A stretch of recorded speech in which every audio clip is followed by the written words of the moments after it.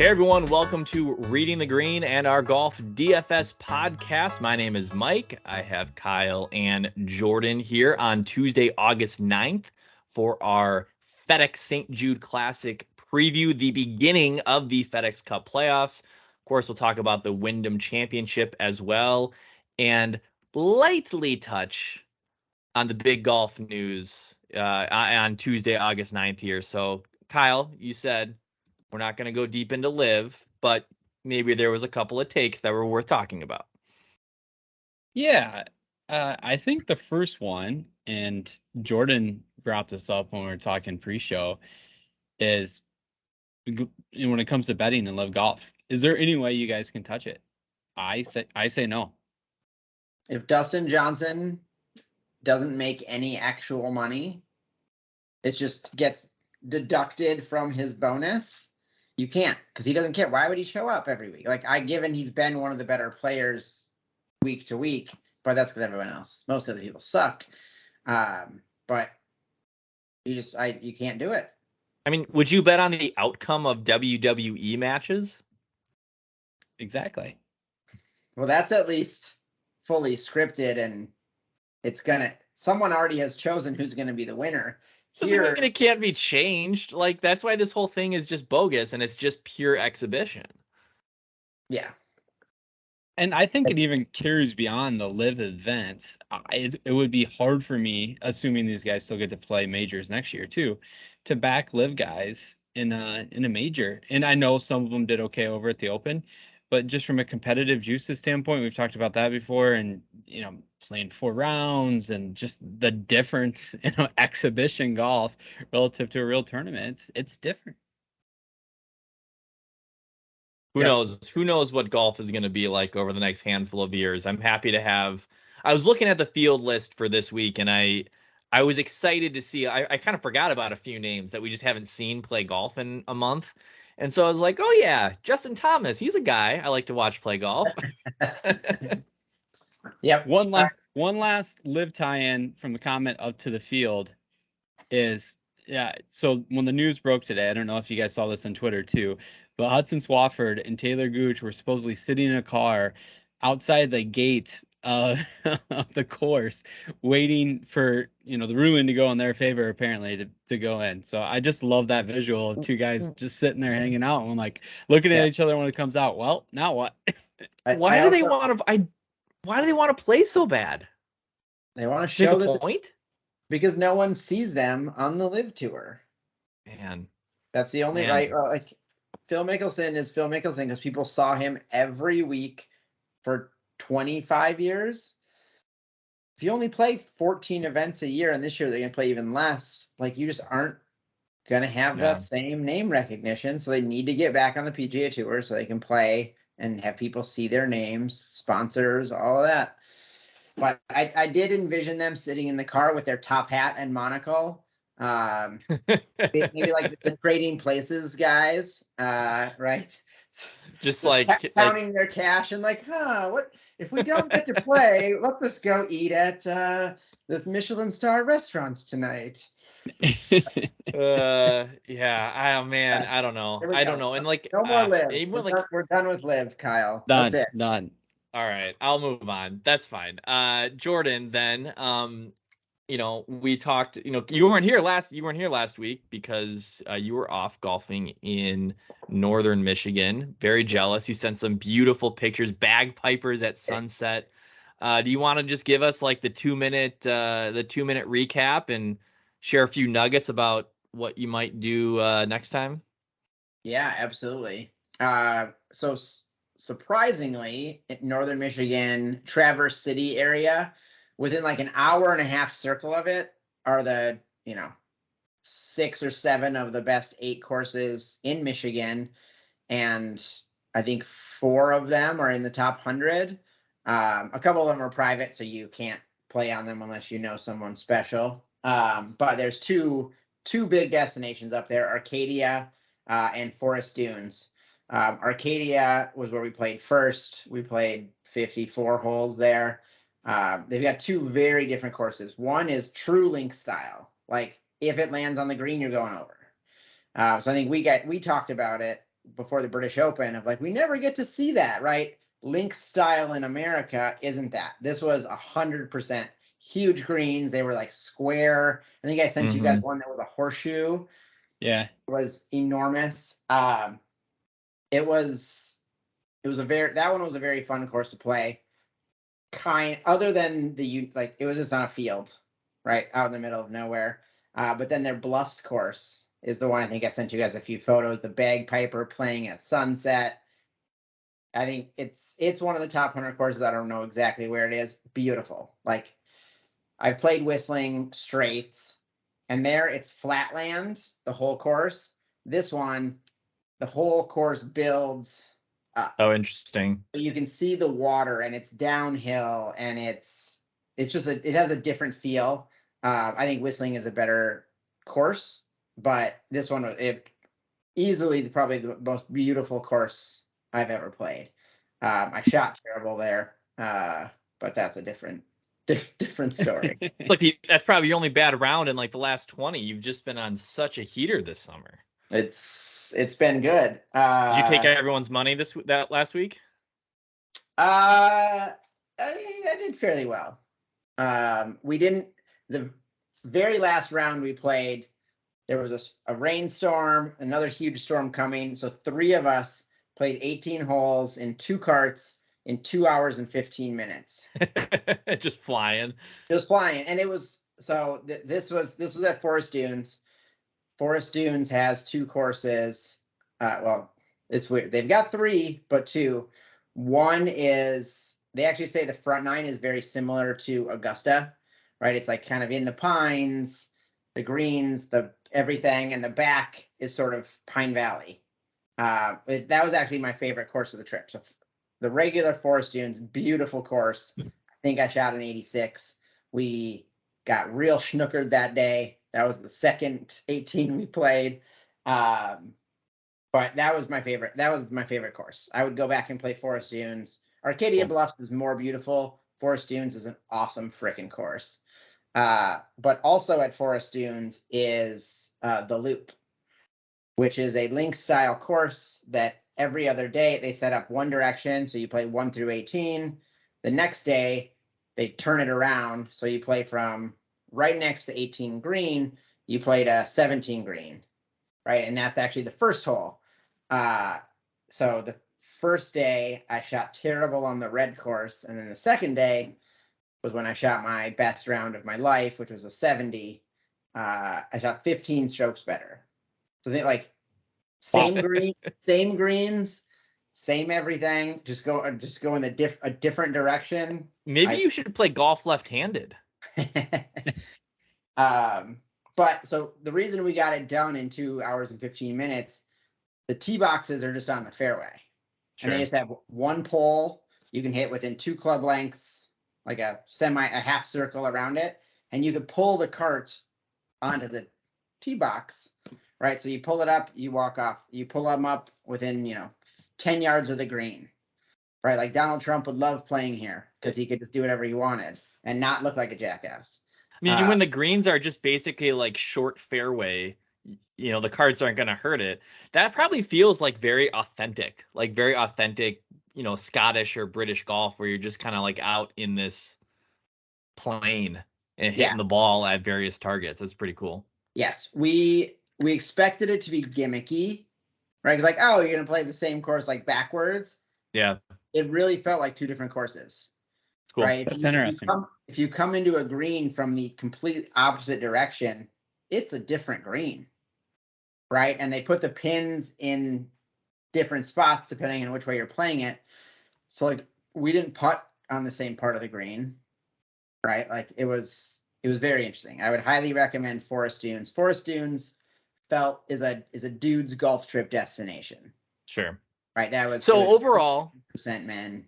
They've got a short course, they've got a putting course, they've got an outdoor bar. Like you hang out and have a great time.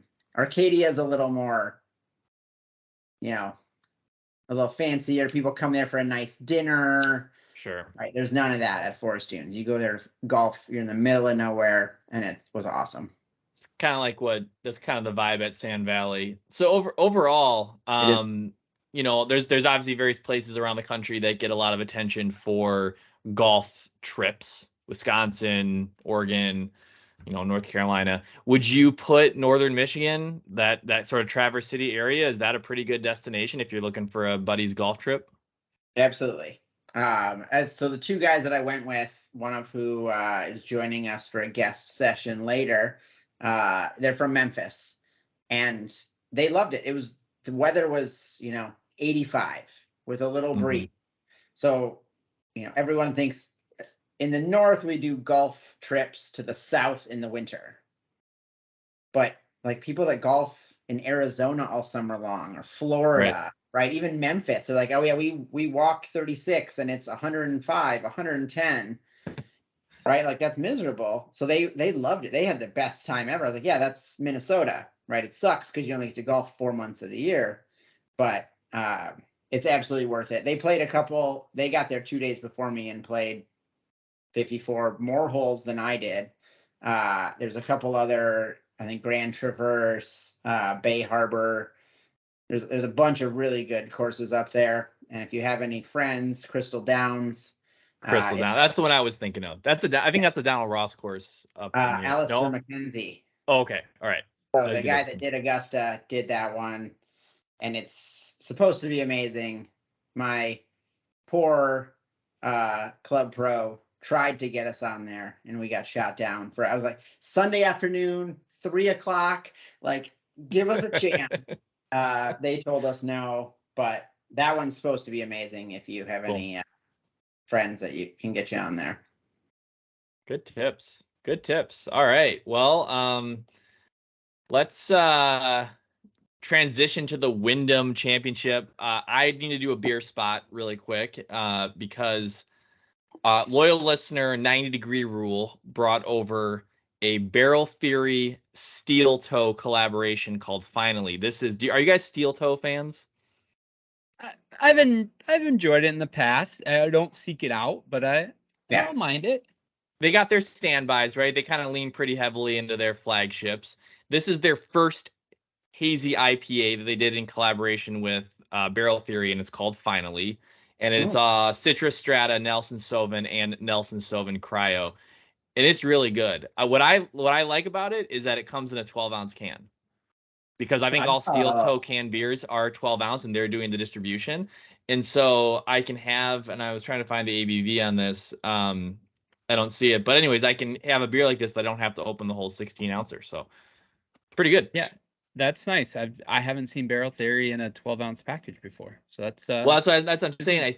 I think Steel Toe's doing the distro, so this is a nice get. Yeah. I think the beer is excellent. I really like it. And I'm surprised it doesn't have a boot size name, as generally their theme goes. You're right. Finally, size 15. Stuff. Yeah. What do you guys have? I have a Junkyard. I've been getting a lot of Junkyard lately, but swung through liquor store on the way up there. 70s rock label. Okay. It's not my favorite Junkyard. Let's put it that way. They have a series of beers that are themed around Pulp Fiction characters, and usually those are all big hits. I like Junkyard does some good stuff.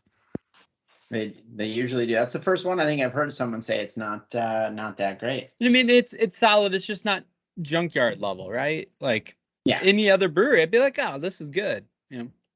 Valid. So I didn't golf tonight in men's league. Had a little event to go to. So I went with the 10.5%. Other half, more Citra than all Citra. And then I've already got my second one since we've been going for a while here, which I think Kyle brought these over. Yeah. Another 8%er. So, when you don't drink 3 or 4 beers before the podcast starts, you got to catch up real quick. Jeez. Yeah, you went for some heavy hitters there. I like that other half Toppling Goliath. That was a good one. So good. All right, Wyndham Championship. This was I think a good DFS week for me overall. Had a lot of good lineups. I think our model was very good up top. Tom Kim, Joohyung Kim getting the win.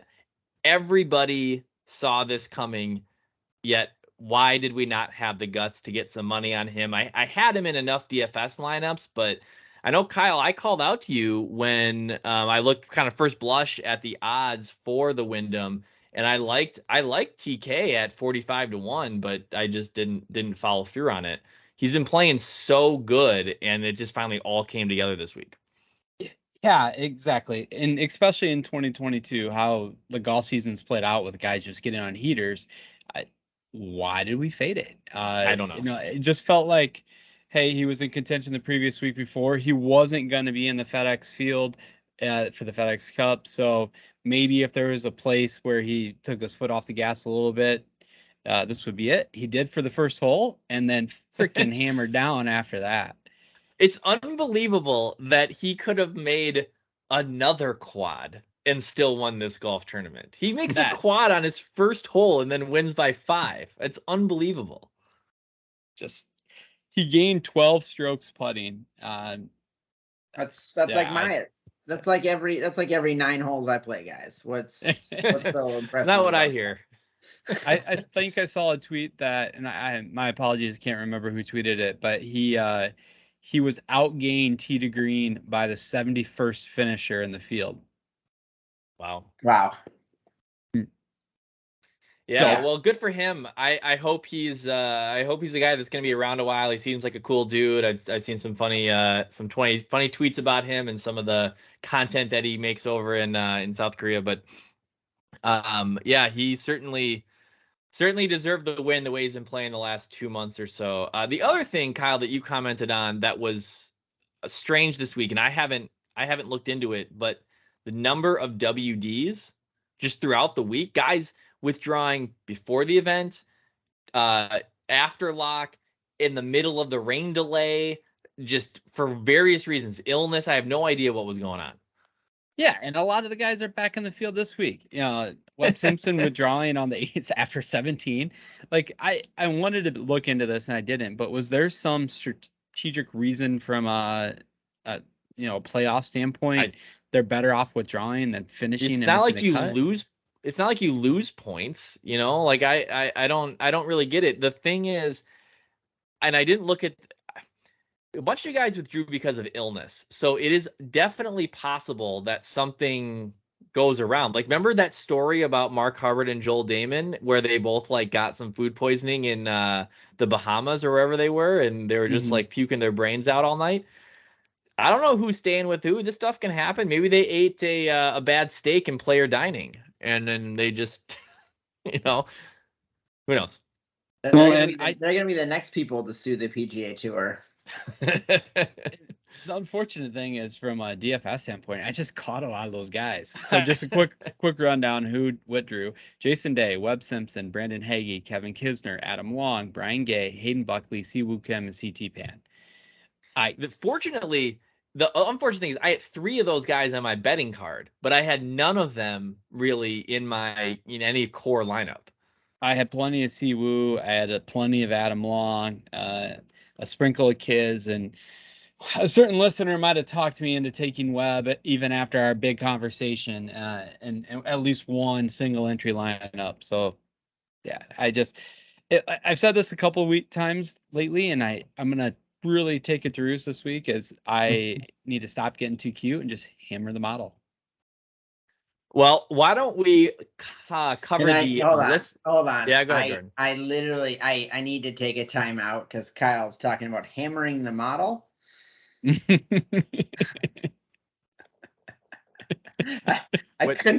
are we talking about? I got crap from a few listeners for letting a few pass, and here's Kyle talking about hammering models.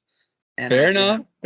He's only hammering one model. That's all that's all we're talking about. Hammering one model. Iowa, so that model might be the butter queen of Princess K of the Milky Way. But fair enough.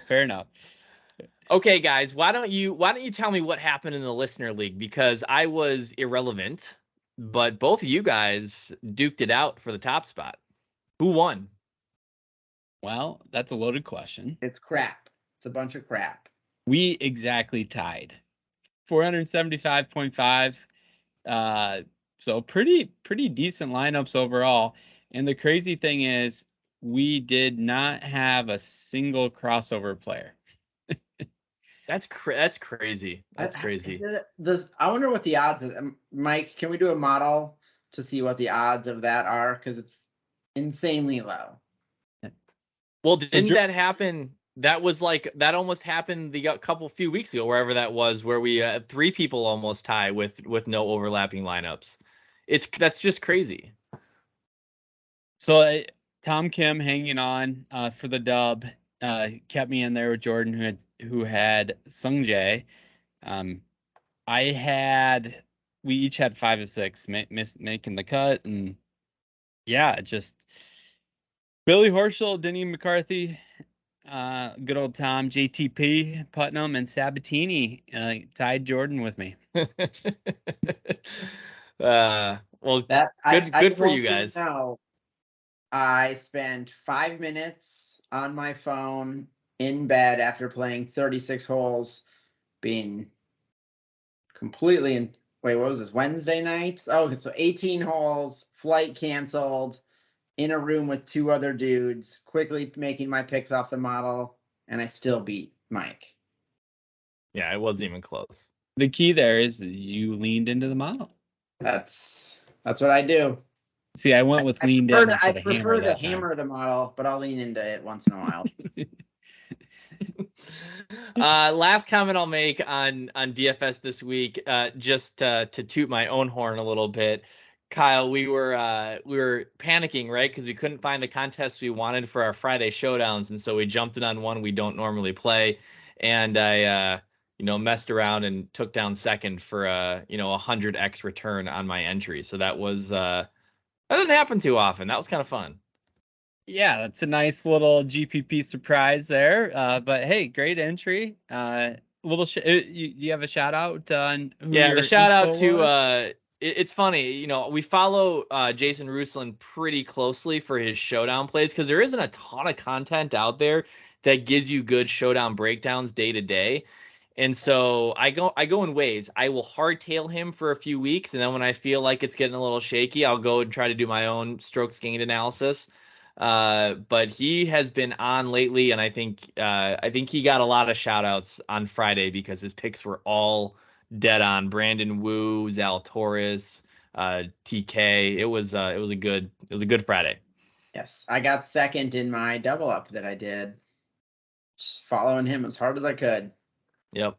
Yeah. Funny enough, I was in the same line contest as Mike, and I came in 2000th. So gotta hammer that hammer his model. I think I know what the title of the podcast is gonna be. The tagline for the podcast, yes. Kyle's hammering models. All right. Well, let's take a quick break. We'll come back with the Fedex St. Jude Classic preview.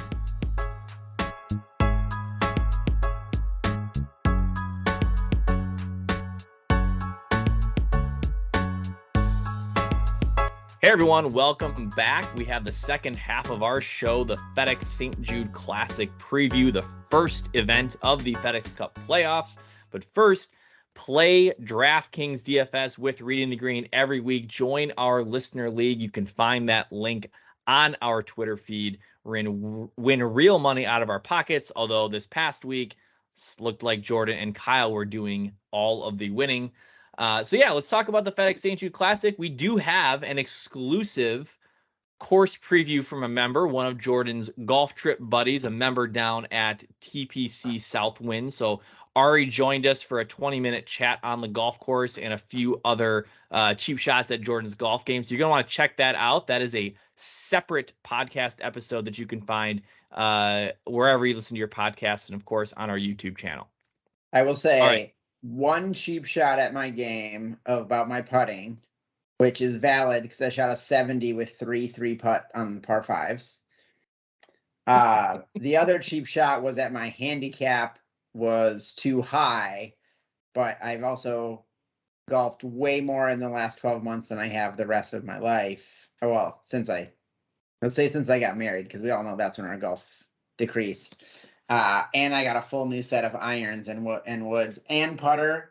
So, he's bitter that I kicked his ass. There you go, Jordan. Just defending yourself when he's not even here. It's much easier. He'd argue, he should be a lawyer. He'd argue, he and I spent a 2-hour dinner mostly arguing live, while the third person just sat there and ate their walleye. All right. Well, here we go. TPC Southwind in Memphis, Tennessee. This is the first event of the Fedex Cup Playoffs. Often this is the last event of the regular season, but PGA Tour seems to switch things up on a yearly basis, which is all right. It gives some attention to different events at this part of the schedule. Abraham Answer winning last year. And, that's probably indicative of what we're going to see here. A ball striker's course as we hear from our experts and including our exclusive preview. So, Kyle, go ahead. What are your thoughts on TPC Southwind? Yeah, and I would say a lot of our contributors this week are kind of echoing the same thoughts as Ari from a ball striker's standpoint.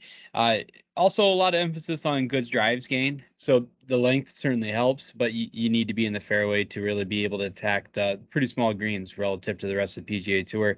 So it need to be in the fairway and then either be deadly on approach, or if you're not, you got to be a good scrambler because otherwise you can be in trouble. Historically the most water balls of any tour stop. The 3M up in our namesake up here is challenging that position over the last couple of years. But well, that's just because of Hideki. Correct. Well, next year I would assume that's certainly top spot. But so you got to stay dry overall. You can't get too errant around the course. That's for sure. Awesome. All right. Well, what do you got in the RTG model so far? I know we don't have all of our content in, but I think things are looking, I guess the names that I see at the top are kind of maybe who I'd expect to see for this event. Correct. Yeah, I don't think much is probably going to change from the names we're going to highlight. Do have to give a little bit of grief to some contributors who I think they're starting to turn their focus to football or something and get a little slow on putting the articles out. But at the top of the model right now is Rory coming in at 42% mention share, but the steep price of $11K. Russell Henley's next, 7,800 and 36% mention share, along with Willie Z, also at that 36% mention share at 9,500. And Scott Stallings rounds out the top four at this point, 31% mention share and $7,100. On the MPI side of it, the model loves Will. He has a real strong MPI at this point. Perfect, to be honest. So the comment about Rory being so expensive, I love, events like this, the pricing gets so soft because the field is so good. 11K is a lot to pay for anybody in this field, I think. And I'm not saying that Rory's not going to be in any of my lineups, but you can get a ton of value below 10,000. And so I think it's tough to see Rory priced that high. Well, and so I'm Googling it right now. So Russell Henley feels like a steal at $7,800, which is why everyone's picking him, right, as our second highest pick. Right, what is he? 33rd on the FedEx Cup point standings.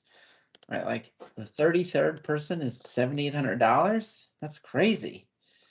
Yeah, he's go ahead, Kyle. Yeah, I mean, it's funny you pointed it out in that way because one of the pods I took in this week did point out that some casual players might take that approach, just comparing FedEx rankings to price points and using that as a as a determining factor, which in the cash game is perfectly fine, because we're not as concerned about ownership there. But you are onto something, Jordan, and that's probably why he's going to be one of my plays this week. Is just his finishing. He's been pretty consistent. He was 10th at Rocket Mortgage, 5th at Wyndham, and as the outright ticket holder at Wyndham, his ball striking was phenomenal, but the guy couldn't make a putt for his life, especially on Saturday and Sunday. All right, so amateur question for you guys. I've never played a TPC course. Are they all semi-similar, right? Like, I know lots of water in Blaine. Like, is the 3M Open the closest comparable for this one? The main comp I saw was actually Waste Management in Okay. TPC Scottsdale. But I wouldn't say, I think the 3 or 4 I saw, not all of them were TPC courses, but kind of the TPC mantra is you're going to have a stadium style par 3 on the last 3 or 4 holes. You're going to kind of have a signature closing hole. What else do you have to add to that, Mike? I think you're right, Jordan, that water is usually a big factor, and I'm not exactly sure why. Traditionally, a lot of them had enormous fairways, and I think outside of like Sawgrass and then 3M, have been tightened up over the years, but like that was just kind of the style was a lot of water, and I'm not exactly sure why because they bring in different architects. I'm sure there's an answer to it that I wasn't prepared to answer, but it is I do think you see a lot of the similar architecture at TPC courses. Nice. Well, it's interesting thinking about like watching the 3M Open. I didn't see many trees, right? There weren't a lot of, and one of the things that you guys can listen to already says, if you're 10 yards off the fairway, you probably have, I think he said you have to hit through 600 trees to get it back in play, right? So that maybe that's the big difference this week is, right? It's not just, oh, hit it in the fairway and you got to, chop it out down the fairway. No, you're going to have trees in your way. So just something to think about, people that are good at scrambling if they aren't good at hitting the fairway. So to answer your question, according to the lines, he had his the 5 best course comps is Pebble Beach, East Lake, it's coming up, Harbor Town, TPC Scottsdale, and TPC Sawgrass. Interesting stuff. So who else do you got, Kyle, at the as some of your core plays for the week? Gonna go there with Willie Z. Huge part of my cash lineup. Just from a ball striker standpoint, I can't pass that up, and especially as a guy, I always like to play. And then my third play will be Corey Connors. He had coming in at 7,600, 27% mention share at this time, but a real strong MPI. Been in pretty decent form as well, and again, a good ball striker who's been a little bit better with the flat stick, but small greens, I don't think we have to worry as much about putting here. Yeah, I really like him at 7,600 for a guy with a pretty good course fit. I think that's a really good play. The other guy that I will throw out there, Sungjae, has been playing really well this year. Been hitting the ball great. 8,500, also in the 26% mention share right now. I know I backed him outright, but I think could be a solid cash side DFS play this week. And then I'll comment. I'm not saying I'm going there. But when Tommy Tables has 4 mentions already at this point, I just it's going to be hard. It's going to be hard for me to look away. He's almost in our sweet spot on the model. He's climbing up there, another mention or two, and he's going to be in that sweet spot where I have to start hammering him. So let me take a timeout here again. Kyle hammers models. You hammer Tommy Tables. Oh boy. Oh boy. You can't say anything around you. If you walk, we spent 5 minutes talking about I know. Kyle I shouldn't have said models. that. That's going to be isolated now. But yeah, so Sungjae, I think is got my eye this week. I think the pricing is really good. I mean, even compared to someone like Cam Young at 9,300, I feel like is a little too steeply priced for me in this field. How soft I expected the pricing on some of these players. I know he's been playing great, but like, I don't know, 9,300 feels a little steep right now. Agreed. I like it. What do you got, Jordan? So I'm gonna give you guys 2, which I think one of them I can't not play. The model likes him, it doesn't love him. Mr. Finau. Last time he played, similar-ish style course, crushed it. Right? If he can hit the fairway, I think this course he could DJ it from a couple of years ago. Right? Just hit it where it doesn't even make sense, and then can get up and down easily. So I'm going to be all in on Finau this week. You will see him in the Listener League among other places. And 9,700, a little expensive, but like, are you going to pay $300? He's won the last 2 golf tournaments. Yes. Well, or two, not the last one, but the 2 before that. So are you going to pay $300 more for Jon Rahm? Quick question, Mike. Who tied Jon Rahm for FedEx Cup points this year? Tommy Tables. Tommy Tables. We had to tell text about it, right? Like, that's Jon Rahm this year, right? We all thought he was the second coming. He is not coming as much. Hang on, that's not Jon Rahm this year. That's Tom Hoge this year. He's as good as Jon Rahm. For those of you that aren't on video, I just winked at Mike, and we'll leave it at that. The other one that the model mentions don't love, but the MPI really likes is Jordan Spieth. Right, 9,100 feels about Good right call for out. him. It's not a huge value, but it's also, you're not really overpaying for him. And the MPI is almost 80 on him. So I want to have a lot of Spieth and Finau as the 2 highest price guys in my model. And then there's lots of low 7,000 guys that are getting a lot of love. So it'll be easy to fill out a model without dipping down into Zach Johnson like I did last week. I will comment on Jordan Spieth. So a lot of his MPI is being driven by one of our contributors that has been racing up the leaderboard the last handful of weeks, Landon Slinsky with Fantasy Labs. His Cash Plays article now in the 2nd spot on our contributor expert rankings is on Spieth this week. And we haven't seen a lot of Spieth lately, so it's probably why. Do you know who else? Do you know who else he is on? Tony fucking Finau. There you go. You're right. I didn't even look at that. He is. There we go. I do like Spieth. Also, he's on my GPP. Also on the Hoagie. Yeah. Jeez. Spieth is certainly in my GPP pool. That's for sure. I like it. Yeah, go check out on Fantasy Labs on the Cash Plays preview. You can go check out the rationale on those 3 plays, but definitely a good dude to follow. And so there you go. Finau, Spieth, I think probably good plays. I can't wait to take your guys' money again this week. I know. Good. So let's talk about tiers really quick, Kyle. If you have thoughts on tiers. Going to take us down to tier 4 this week. And yes, I know it's a deeper field. So we're going to have some guys you don't normally expect to be in tier 4, but I had to do a double take when I saw Colin Morikawa, not only at 8,700 this week, but down in tier 4.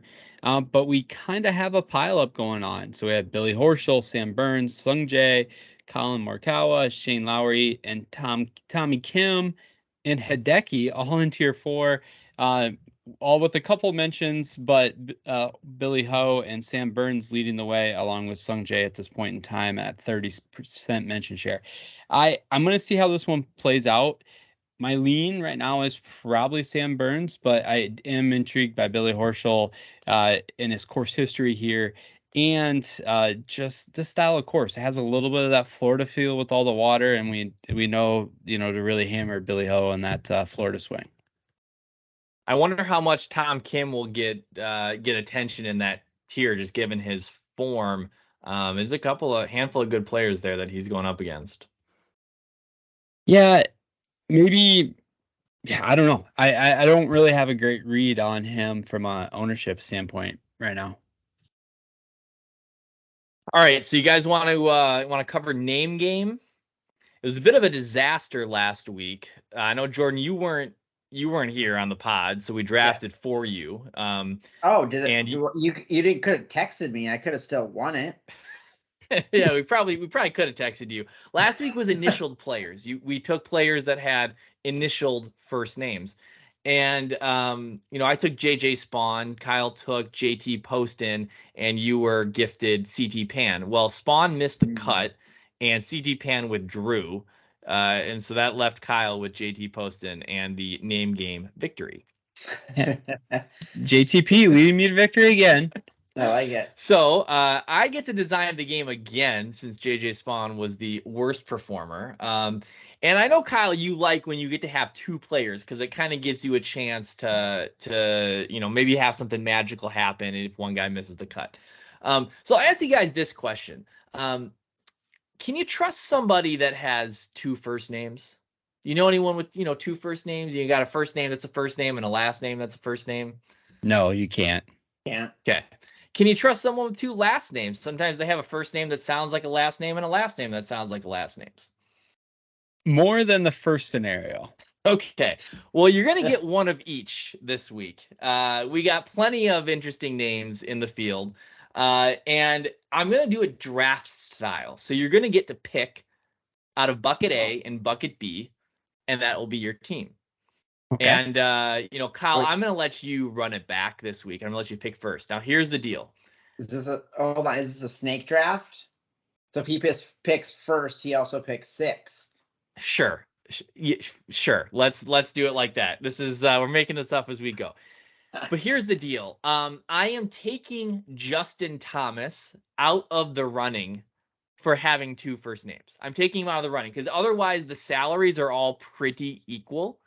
And I'm going to take Justin Thomas out because he made that a little lopsided. So here you go. Here are the names that you can pick from for two first names. You have Adam Scott, Tyler Duncan, Chris Kirk, Davis Riley, Nick Taylor, Brendan Todd, and Danny Lee.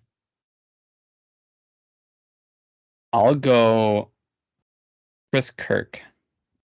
Kyle is taking Chris Kirk. All right, Jordan, do you need me to repeat the names that are available for you? 100%. Do you know any of these players? Okay, here you go. Adam Scott, Tyler Duncan, Davis Riley, Nick Taylor, Brendan Todd, Danny Lee. Ooh. I'm searching on our model here to see what any of them that are on the list, and it got ugly quick. I'm gonna go Adam Scott. Okay. I think that's a decent play, and then I will follow that up with Davis Riley. I figured that's where you go. That was my second pick. Yep. Okay, and now that means I get to go first. I got to pick someone with two last names. Now I took some liberties on this, but these names are all kind of a mouthful. We have Chesson Hadley, Patton Kazire, Maverick McNeely, Tyrrell Hatton, Hayden Buckley, and Kramer Hickok. I assumed we were picking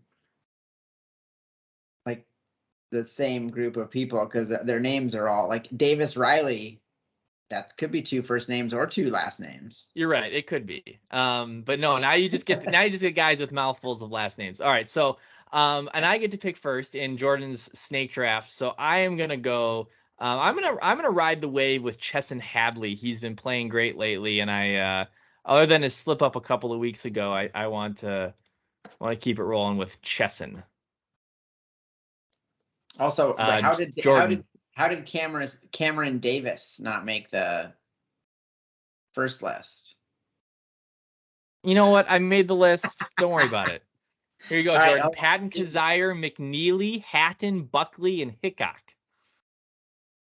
McNeely, Hickok. Oh my goodness. I'll do McNeely, sure. Right. It's Maverick McNeely, not Deuce McNeely, right? That's right. That's right. And I'll go Tyrrell Hatton. There we go. All right. Good luck. Good luck this week, guys. All right. Final thoughts on the FedEx St. Jude Classic or any other closing comments you guys have? I'll highlight the betting card real quick. So Mike had the first move on Willie Z this week, and I caught a boost this morning, so I joined him there. Then I'm sticking to that ball striker narrative. So I got Burns, Neiman, Wise, and Mito at finishing Mito out at plus 130. So Mito was one that jumped out to me too. I know I got to send you a few more, but I think he it's another guy we haven't talked about, but I think could bounce back here for a good week. So did the normal there outright, a place bet, either top 10, top 20, and a first round leader. So missed out on a hit last week, but we've kind of been going every other lately. So hopefully we can keep it rolling. All right. Well, I will say that I'm off to a family cabin week the rest of the week, and this is normally the week that I would play in the Pine to Palm. And I know our listeners are tired of hearing about it. So if you were looking forward to seeing me just live tweet my play all week, I am taking this year off, and I have to wait 12 more months to to get that content. But I played today. I played this afternoon. The swing was in good shape. Couldn't make a putt to save my life, and feeling good about my 9th round of the year. Feeling good.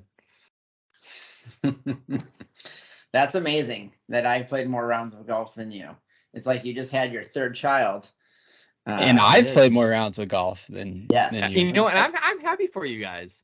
I I'm got happy for you 6. guys. I really I got am. 6 rounds in last week, Mike. Okay. We don't need to rub it in. All right. Well, let's wrap everything up there. Of course, you can find our content on our YouTube channel, Reading the Green, on our Twitter feed at RTG Podcast DFS, or any of the major podcast platforms. Looking forward to a great Fedex St. Jude Classic, and we'll be back in a week as the Fedex Cup Playoffs keep rolling on. See ya.